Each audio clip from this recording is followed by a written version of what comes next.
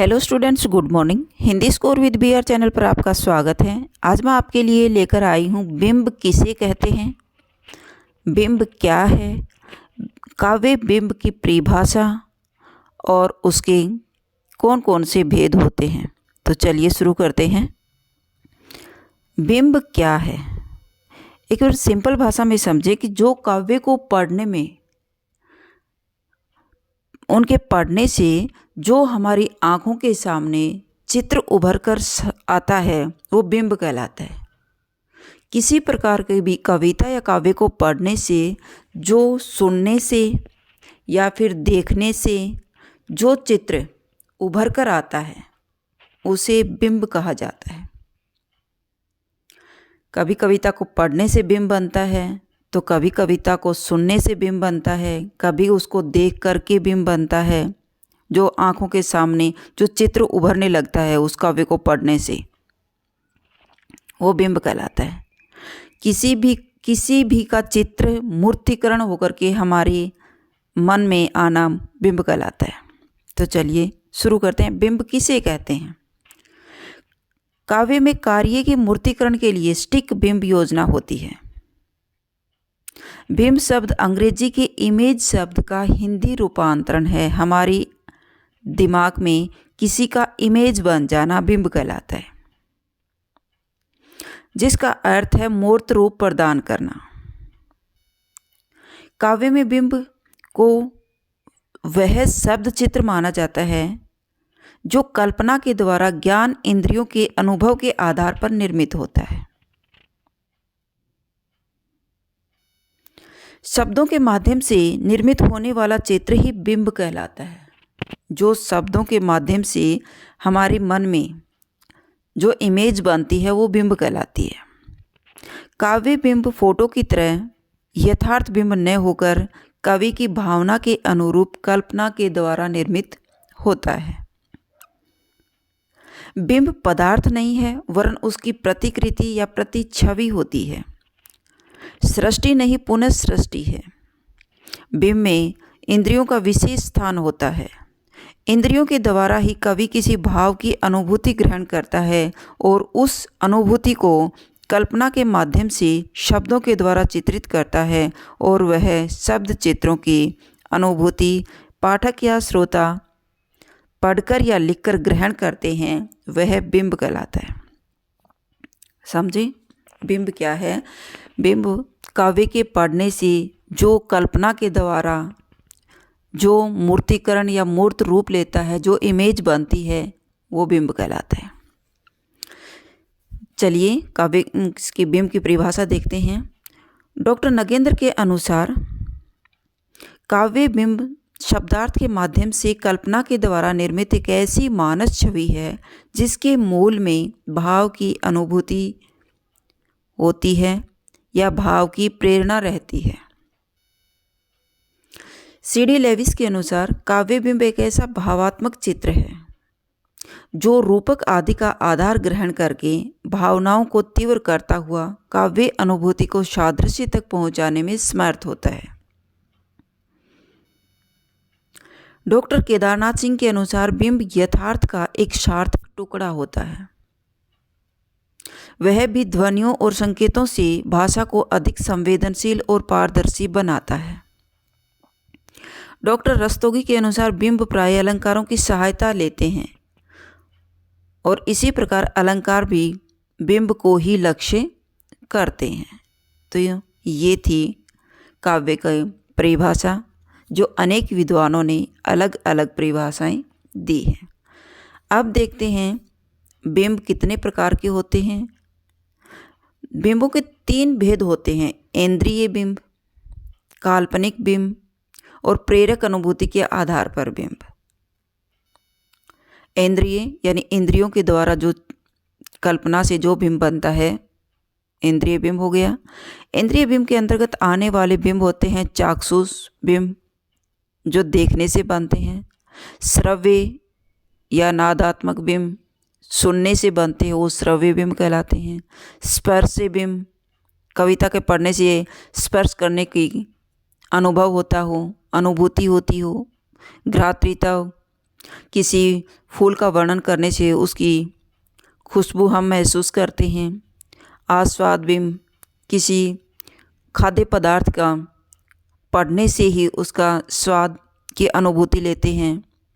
काल्पनिक बिंब के अंतर्गत आने वाले बिंब होते हैं स्मृति बिंब और कल्पित बिंब।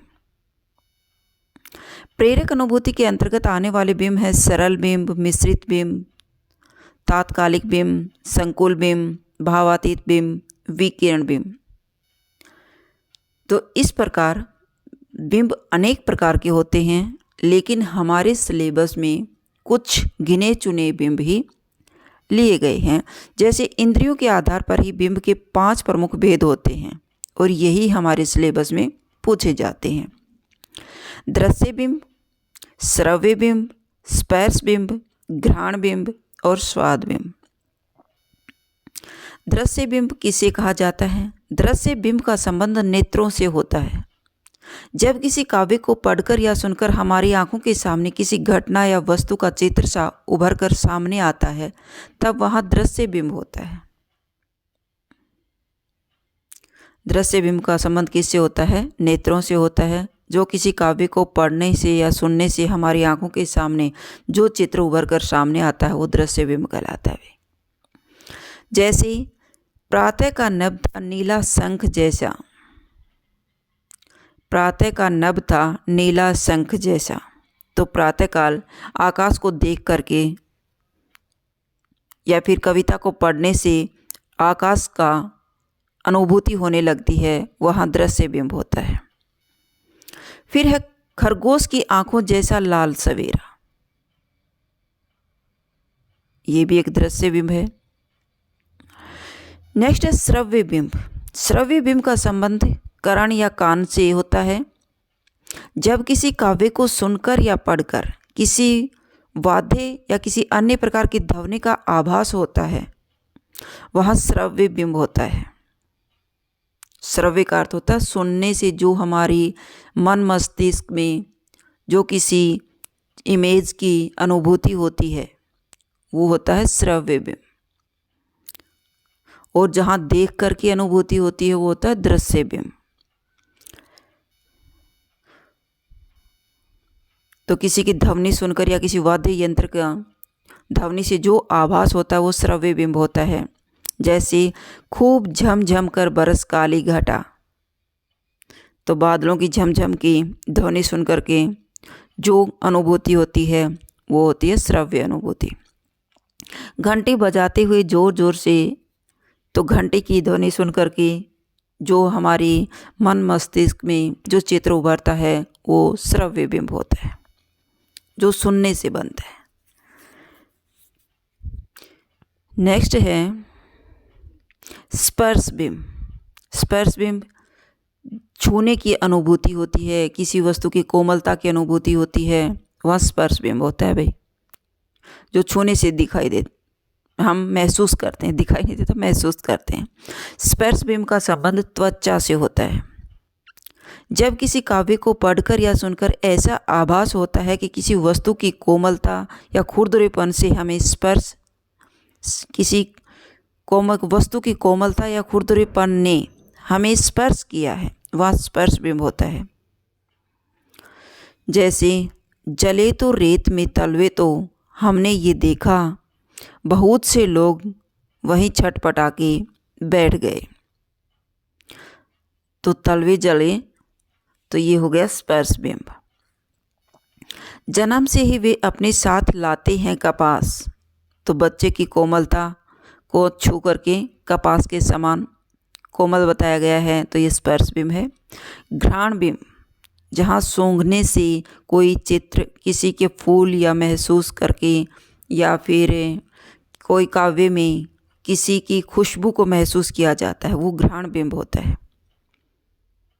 घ्राण बिंब का संबंध नाक से होता है। जब किसी काव्य को पढ़कर या सुनकर किसी वस्तु की सुगंध या दुर्गंध का आभास होता है, तब वहाँ घ्राण बिंब होता है। जैसे सौंधी सौंधी महक है मिट्टी की, पहली पहली फुहार में शामिल, तो यहाँ मिट्टी की महक का वर्णन किया गया है। तो इस महक का जैसे हम महसूस करेंगे, तो नाक से ही महसूस करेंगे, तो वहाँ घ्राण बिंब होता है। जैसे ऐसे महसूस होता है कि इसमें कोई खुशबू आ रही है। फिर है स्वाद बिंब। स्वाद बिंब का संबंध स्वाद इंद्रियों से होता है। जब किसी काव्य को पढ़कर या सुनकर किसी वस्तु के खट्टे, मीठे या नमकीन होने का आभास होता है, तब वहाँ स्वाद बिंब होता है। जैसे कुकुर मोते की कहानी सुनी जब बाहर से, नवाब के मुंह में आया पानी। तो किसी खाने की वस्तु को देख करके मुंह में पानी आना, ये सब स्वाद बिंब होता है। तो ये थे बिंब किसे कहते हैं, बिंब की परिभाषा और बिंब के भेद, कितने प्रकार के बिंब होते हैं। अगर आपको मेरी वीडियो अच्छी लगी हो तो प्लीज़ लाइक कीजिए, शेयर कीजिए और सब्सक्राइब करना न भूलें। फिर मिलते हैं नेक्स्ट वीडियो में। Bye bye.